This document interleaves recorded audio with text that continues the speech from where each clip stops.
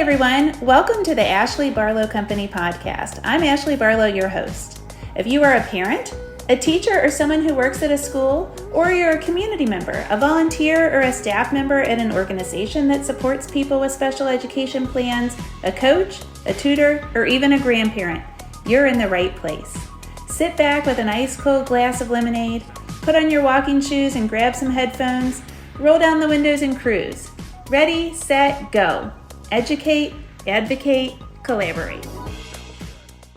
Welcome back to the Special Education Advocacy Podcast with Ashley Barlow. I'm Ashley Barlow, and I'm so happy you're here. A quick programming note before we dive into today's episode. If you are watching on YouTube and you're used to getting the video, don't worry, you aren't supposed to be getting the video. There's just a slide up. Somehow I have gotten not one, but 2 eye infections, and I thought it would be better if I just did this podcast with audio only. I apologize if it's inconvenient and if it makes it difficult for you to access. I'm certain I will be back next week with the video. Let's dive into today's topic. 3 common mistakes that are made in IEP meetings. Now, because I can't just stop at 3, I'm going to give you 3 that are really content oriented. And then I'm going to give you a 4th that is really more about the tenor of the meeting, the vibe in the meeting, the feeling of the meeting, because that's where my bread and butter is. That's what I like to talk about, is the teamwork, kind of the aspect of the meeting. But these are 3 mistakes that are content oriented that I'm going to bring you first.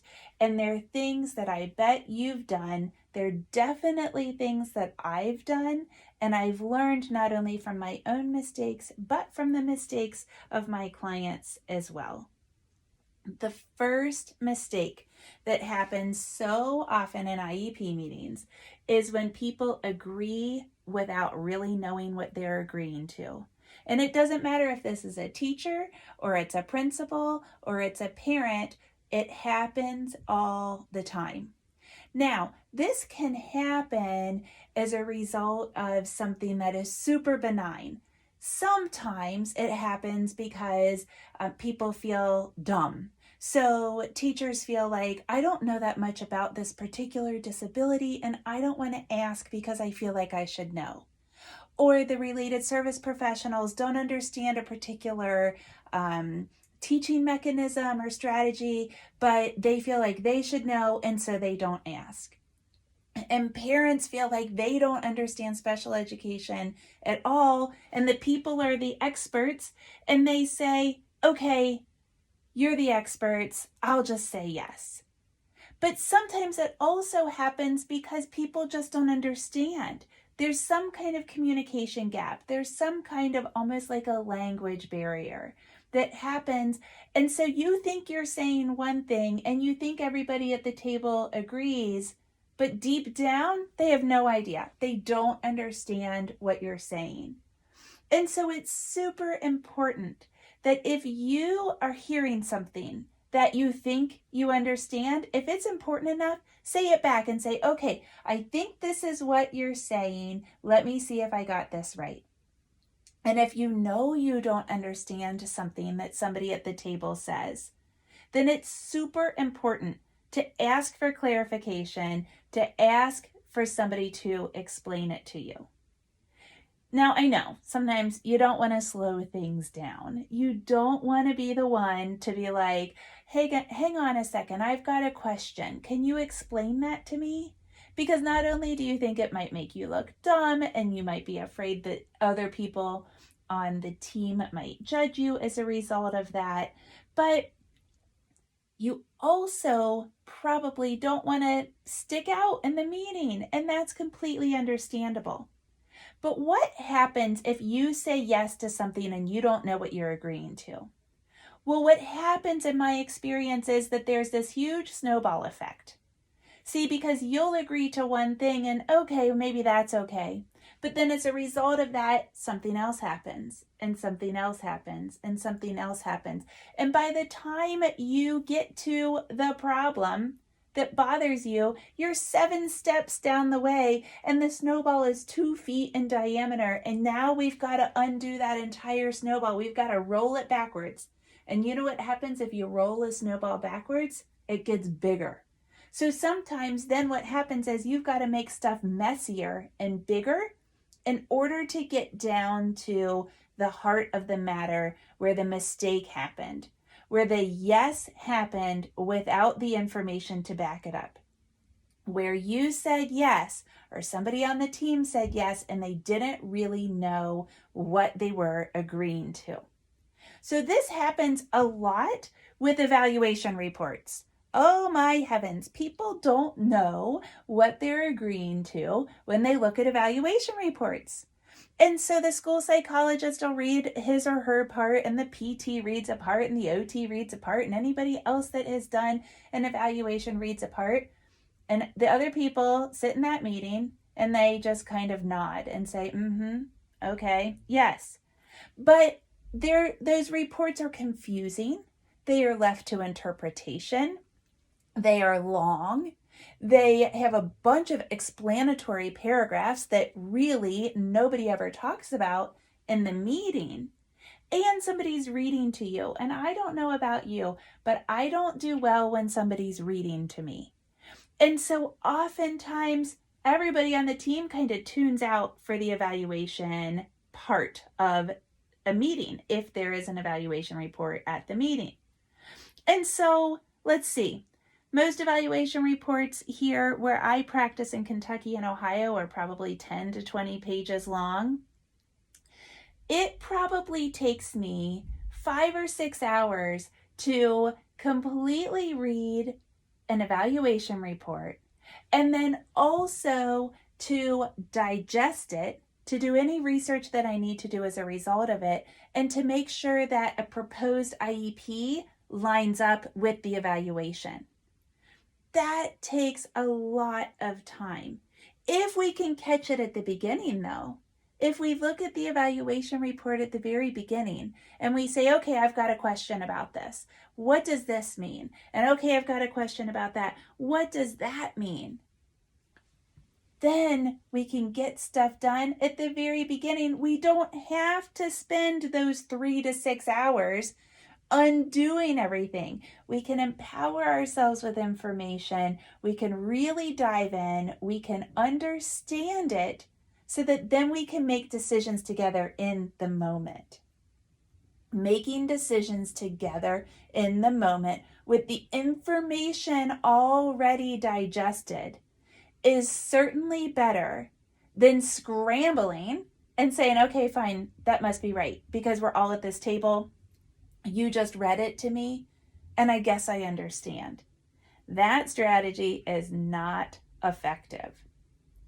And so one thing that I definitely recommend is that you get information on how to read the reports before you ever get one. Whether you read about it in a book, you listen to a podcast like mine or someone else's, you see an attorney or an advocate, you ask your own professionals that you see privately if they could help you understand. You get the information on how to read the reports. You have time to digest information in the evaluation report that you are receiving. And then you match that evaluation report to the proposed IEP to see if what's recommended in the report is actually done in the IEP, to see if the weaknesses that are mentioned in the report are actually referenced in the IEP as goals. And so if you do that, if you need that information, what you'll find is that it's probably wise for you to ask for evaluation reports in advance. It also might be wise to avoid the kind of meetings where you review an evaluation report, you look at eligibility, and you look at a proposed IEP, because that is a lot to do in one meeting. And what I find is once we get about an hour and a half into a meeting, everybody's exhausted. It's too long. It's too much to do in a meeting. And so you might say, could we break it apart? Because I might need some time to digest that evaluation and eligibility information. The last thing I'll say about this example is oftentimes people say, well, what do you do if you can't get the report in advance? And here's the thing, you are part of a team no matter how you qualify to be at the meeting, no matter what role you serve on the meeting or in the meeting on the IEP team. You are there for a reason, and your participation is really important. And so if you get an evaluation report and you've got questions or you need time to digest it before you can make any decisions based on it, or any kind of reason that you need to delay, ask for it. Simply say, you know what? I just got this and I feel uncomfortable making decisions right now because this is new information. And so could I have a day or two to digest this and then could we move on? And that's okay. That if it helps you participate better, that's okay. I want to give you another example, and it's with least restrictive environment. So you know that children are supposed to be educated in the least restrictive environment with their non-disabled peers to the maximum extent appropriate for the child. And what happens a lot in cases, it actually happened to me, and it's happened to so many people that have come into my office, is they almost get kind of a sales pitch from a school or from a classroom or a teacher or a program where there's some kind of self-contained classroom. And so the parents are thinking mainstream, inclusion, and then the school is thinking self-contained classroom. And so the school brings into the IEP team this kind of sales pitch idea. You get this sales pitch on the self-contained room. Oh, it's got this teacher that's more qualified, and there's smaller class sizes here, and there are fewer students that come in and out than in a different kind of resource room or special education room. And oh my goodness, you have to hear about the unique resources that are in this room. Have you ever heard that kind of sales pitch? So many of my clients hear that and they say, okay, that sounds great. Sure. Yeah, that teacher sounds awesome. And oh, that sensory room sounds great. But did you ever think, well, could that teacher also work as a teacher maybe in a pull-out kind of situation? Or could my child access the sensory room even if my child's educational placement is not in that special class in a self-contained classroom? What happens when people agree without asking the questions, without knowing what they're agreeing to? What happens when people just nod and say, okay, you're the experts, that's what we have to do, is we get the snowball. Because then we get placed there, and then we get comfortable, and maybe there's a problem, and there's another problem, and there's another problem, and then boom, here's the big problem. But now if we've got a big problem and we've got to backtrack and say, oh, this is not the right placement, we've got to get through this whole big snowball because it's rolled across the grass, and now we've got a bigger snowball. It is way easier to ask questions, contemplate the answers, and make informed decisions, even if that takes a little bit of time at the very start, than to go back through that snowball once all of the issues have compounded. And so even though it feels a little bit slow and it feels a little bit wonky and maybe even a little bit of that conflict that we've been talking about recently, even though that feels a little uncomfortable, it is so much more efficient and it's so much of a better strategy to just make sure that you understand what's happening before you agree to anything. Okay, mistake number 2. Not knowing the people on the team. So many times people come to me and I say, okay, so I need to know who's going to be at the meeting. Who is going to be there? It is extremely important that you know even just the kind of people that are on an IEP team. So I don't know, maybe the school psychologist will be there or not. You know, I think my child has occupational therapy. Or a teacher might say, I don't know, is the school counselor supposed to be here? It is vitally important that every single person on the team know who is on the team, know who is supposed to be at each particular meeting. And then think about what we're talking about. We're talking about a team, an IEP team. Now, in your state, you might call it an ARD or a PPT or an ARC. No matter what you call it, you are supposed to be a team or a committee. And so what does a team or committee do? They collaborate, they work together. What if you were on a team and you didn't know the people? Would your team be very effective? No, it wouldn't be nearly as effective as if you knew the people. And here, this team, your IEP team, has the task of making a plan, an educational plan for a child. And that child, if you're the parent, happens to be yours, which makes it even more important. And I assure you that the teachers think it's that important too. And so it's really, really important that you tap into and you develop relationships in order to make your team work. There's been so much research on teamwork and personality and really looking at how teams function. If you're interested in this, my favorite thing that I think is so interesting is the Enneagram. And I want to do a podcast sometime on Enneagram numbers and personalities at the IEP team, because I think that would be so interesting. You have to know the people, you have to know the personalities, you have to know everybody's role at the meeting in order to collaborate, in order to work as a team unit. And if you know all of the people on the team, then you know to whom to communicate different things. You know whose interests and values and experiences might lead to some kind of better discussion. So you know who to whom you should address a question about fine motor or visual perception. And you know who saw your child experience something in the gymnasium or in the cafeteria. You know the people. And if you can look at their expertise and their interests and experiences, particularly their experiences with your child, you're going to get a much better result. Now compare that to people that have no idea who else is on the team. And this happens so often for school people and for parents.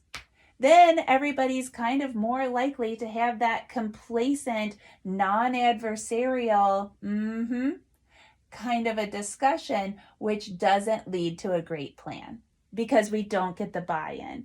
And we talked about that last week in the podcast that we just aired last week. Okay, let's talk about the third thing that I see at IEP meetings that is definitely something you want to avoid. It is not reading the stuff. You gotta read the stuff. Now that's super technical, so I'm going to say it again. You have to read the stuff. What kind of stuff am I talking about? Well, I'm going to tell you about the things that are the most often unread. Parent rights. You know that paper that they give you? It's probably a packet, or maybe they even offer to email it to you now because it's 2021 and they should. I always tease that I could wallpaper my entire house in parent rights because I go to so many IEP meetings. It's probably an overused joke, actually. Those parent rights have really important things in them. And no matter what your role is on an IEP team, you should know what the parents' rights are. And the reason it's so important that Congress made parent rights part of its federal law, part of IDEA, is because you've got the government, which is the school, and the parents that are supposed to collaborate. Well, guess who's got all the information about school and all the money that school gets and all of the training? The school. And so it feels like there's this balance of power that is unfair to the parents. And so Congress said, you know what? We see the value of having parents involved in this process. And not only do we want them to be a part of the process, but we want to give them this big behemoth piece of legislation that says, here's what they're entitled to. The parents, not the child. We got a whole other law about the same law, but we've got all this stuff about what the child gets. which is also phenomenal. But the parents, we want the parents, and so we're going to give them this big document of parent rights, which is really exciting. But if you don't know what's in there, you're probably missing out on some of your rights. The thing that I see most often is that parents don't know that they can get that IEE, independent education evaluation. So did you know, I could be enlightening you right now. Did you know that if you disagree with an evaluation report, that you can get an IEE, an independent education evaluation, and the school has to pay for it. So you don't have to go pay your own money from your own paycheck for a second opinion, so to speak. School has to pay for it. That is a parent right that's available to you by virtue of the federal law idea. Parents don't read it, and therefore they miss out on IEEs a whole lot. Evaluation reports, oh my gosh, parents have no idea. They have no idea. Sometimes I have to tell parents what their children's diagnoses are. I almost always start a discussion about the evaluation report with the bell curve. And if you don't know how to read those standard scores and Z-scores and T-scores and all of those different things, you need to learn about the bell curve. You have to understand how to plot your child's scores, how to compare your child's scores, how to really analyze and interpret your child's scores, or else you aren't going to have the information in order to draft that IEP. And so we have to know about evaluation reports, but they're long and intimidating, like we just talked about, and so people don't read them. Super, super important stuff. People also don't read about the specially designed instruction that the child's supposed to be getting, which I think is so silly, because the specially designed instruction is the meat of the IEP. That's what we're here for. We're here to get instruction that is different, that is specially designed for the child. And so I oftentimes say, well, what is the SDI on that goal? You know, if I'm taking in a consult or if I'm trying to talk to a parent and they don't have a copy of the IEP, I say, okay, well, how is that goal being taught? Well, I don't know. Well, you said your child had a really strong visual profile, so I would assume that they're teaching that with the background of some kind of strong visual programming. How are they doing that? I don't know. How can you be involved? How can you really understand? How can you sign off on an IEP if you don't know what strategies are going to be used in order to teach the child? Because remember, the child has to make meaningful progress. And if we don't know how we're being taught, well, how do we change something if there is no progress? So parents come to me and they say, my child's not making any progress. Look at these charts. And I say, well, how were they teaching your child? I don't know. Well, if you don't know how they were teaching them, then how can we get involved in how they should be teaching them? Because data drives instruction. And if the data is bad, we should change the instruction, but we don't know what to change because we don't know what was before that delta. We don't know what was before the change. And of course we can find out, and I do go find out. But man, we would save a lot of time and stress and energy and words if we knew in the beginning. And everybody that knows me personally knows that they should save words because I like to talk. The last thing I'm going to tell you that is oftentimes unread is supplementary aids and services, which again, I think is crazy. Your SAS are the things that support the child. That's this part that says that your child is entitled to an aid, one-on-one support, and also maybe preferential seating or adaptive seating or breaks or medicine, all of those things that your kid needs during the day or that a child needs during the day, those should all be in there. And so if we don't look at that, if we don't read it, then we don't know. I never thought about that. Do they switch up his seat during the day? I hope they do, because he sure doesn't do well if he only sits in the same chair at home all day. But I should probably ask, well, it might be right there in the IEP. And so lots of times I look at an evaluation report and I say to the parent, well, is this in the IEP? Here's a recommendation. Is it in the IEP? Is it in SAS? And the parents don't know. Well, if we don't know and it's not in there, if we haven't read it, then we don't know. And then it takes even more time and energy and words to get it right. So we have to read stuff. Remember also, you're committing to a plan. If you're a teacher, a related service professional, an administrator, a parent, you're committing to a plan. That IEP is an education plan, an individualized, very specific, specially designed education plan for a child. That is super duper important. And obviously, sometimes things dissolve. Sometimes things don't go well. Sometimes we have, mistakes or disagreements, or we reach impasse. And if that happens and you're on a team and you agree because you didn't read something, well, gosh, your case down the road gets weaker and weaker and weaker. So if you reach that impasse, if you have a conflict and you have to file due process, or you have to file a suit, or you have to reach out and do a state complaint and get your Department of Ed involved, and you said yes 6 months ago to something, well, that really weakens your case. So it's really important to know what you're signing. It's really important to know what your nod of the head means. Because if you don't read it, you don't know what it means, right? So easy. It's so easy, and it seems so simple, but there are so many people that are not reading all or part of their education records. Okay, so those are the 3 substantive things. Number 1, agreeing without knowledge. I don't know, but I'm just going to nod my head, yes? Number 2, not knowing the people. And number 3, not reading stuff. I also want to warn you, because last week we talked about conflict and kind of the 5 dysfunctions of the team from that Patrick Lencioni book that I love so much. But I want to talk about the flip side of that, and that is this list of words. When people on a team are confrontational, argumentative, combative, antagonistic, accusative, and oppositional, the team is going to fail.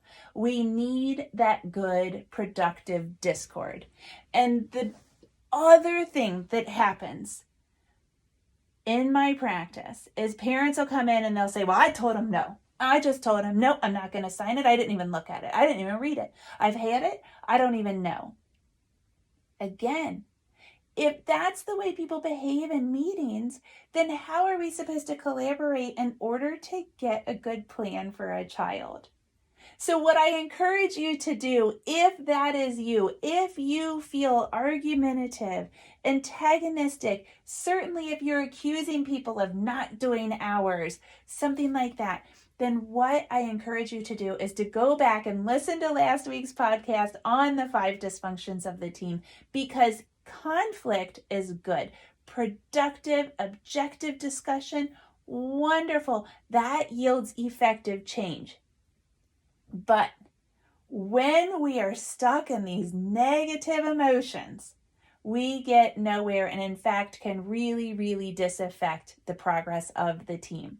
And so I told you, it's not a substantive thing. It's more of a personality, teamwork, collaboration thing. But it's so important that I just thought I would mention it. We don't want to butt heads just for the sake of butting heads. That's not a super successful advocacy strategy. Okay, I hope that this was helpful. I'll see you again next week at the same time. Have a great week. I'll talk to you soon.